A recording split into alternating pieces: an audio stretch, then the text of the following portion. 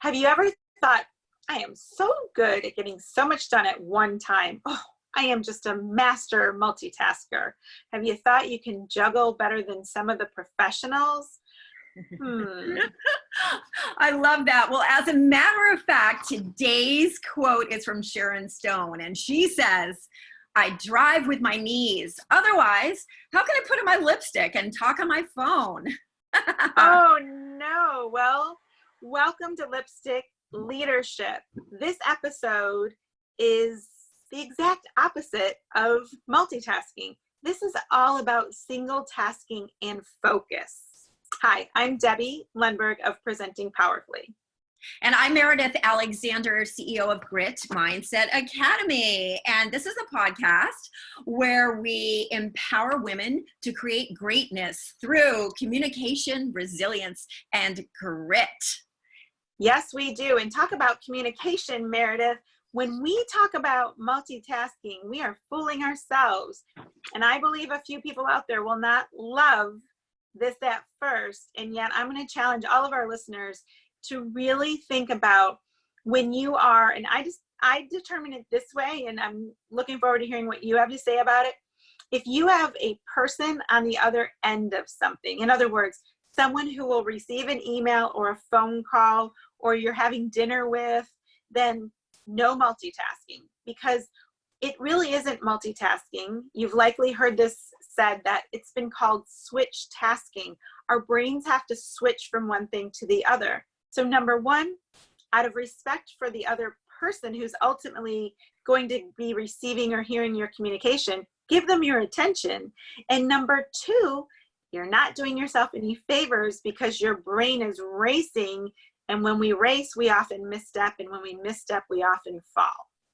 Absolutely. No, I think those are super words of wisdom. And I think that a lot of research has shown that when people they get very enthusiastic when they're starting out a project, right? Super enthusiastic, and it's go, go, go, go, go, go, go. But often what they try to do is just bite off too much at one time, and where we've really found that actually little tiny incremental successes are still successes, right? In fact, the more that if you can master one little detail and master it well, and then move on to the next piece in the puzzle, you're going to be able to stick the distance much better than if you try to juggle it all or multitask and just be everything to everyone. Don't you think? Yes, small wins are wins. And it's not about the race, as I said earlier. It's about the finish, the completion, the joy in it, the experience in it. And some of our listeners might say, I don't have any joy in doing some of these things. And that's part of the challenge, isn't it? That if we don't realize that where we fit or where our actions or our contributions fit, then we may be tempted to minimize them down to something we can do when something else is more important going on. And that's just not the case. I've seen when people were in restaurants, and they will be again, you see 4 people at a table and they're on their devices and they're not engaging. And I don't think it's just bad communication. It hurts my heart to think that if you think it's more important that you're communicating with someone else while you're with the person who's in front of you, then we've taken multitasking beyond the task and we're really impacting relationships. Absolutely. Absolutely. Yeah. And I think the quality of our relationships and our home life really, really impacts our performance and our passion in our businesses. And I think that's another real kind of danger if you are multitasking too many things, because then it is easy to burn out really quickly. It's easy to really forget where your passion lies. And I think it's terrific to understand how many things work, but ultimately there's going to be your genius zone. And this kind of flows over a little bit into the concept of understand your own personal greatness, right? And amplify those areas that are your personal greatness.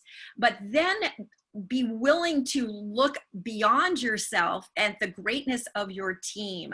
And often I think sometimes, especially when I'm talking to entrepreneurs, if they come up with a new idea, they get very enthusiastic. And the first question is, how can I do this? How can I do this? And then they'll get very discouraged because they'll be like, oh, this is unfamiliar. And in general, if something is unfamiliar, then it can feel overwhelming. It's not hard, it's just unfamiliar. What they should be asking is who?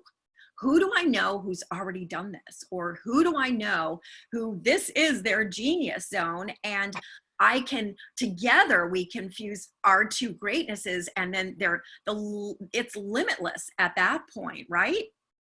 It is. That reminds me of, Meredith, you have your butterfly effect coming out in that whole process of mindset training and coaching ourselves to think differently. And in your process, you've certainly addressed many things, including not multitasking, but it's one of the things I'm really looking forward to. So as we think about this temptation, we know we have that we can look forward to as an offering from Meridith, the butterfly effect. And in the meantime, please consider these things that you've heard already. A quick summary is no multitasking. Let's stop even calling it multitasking. I think we can challenge ourselves to call it switch tasking. Respect yourself and others and your time. Strive for small wins and incremental changes. And then look at your own performance as you get into that genius zone. So those are some things you can do when you're tempted to have that I'm so great at so many things. So that's our summary, and stay in touch. Please do that. I'm Debbie Lundberg, founder and CEO of Presenting Powerfully, and you can find me on most platforms at Debbie Lundberg. And I'm Meridith Alexander, and I'm also on most of the social media platforms or at gritmindsetacademy.com. And I just want to encourage you, we are having so much fun here. And if you are finding these points valuable, if you're liking what you hear, please go ahead and give us a 5-star rating, subscribe to the podcast, because we're just going to get better and better and better. And also, if you have a favorite lipstick quote that you want to share with us, please leave it in the comments below, and we'll play with that one too. And of course, if you know someone else, even if it's a guy, who could get value from our podcast, please do go out and share this podcast with them today. Indeed. Yes. So thanks again for joining us for Lipstick Leadership, where we continue to be empowering women and any men who are listening to greatness through communication, resilience, and grit. Have some putting on your lipstick and let's get out and go, guys. See you next time. Bye.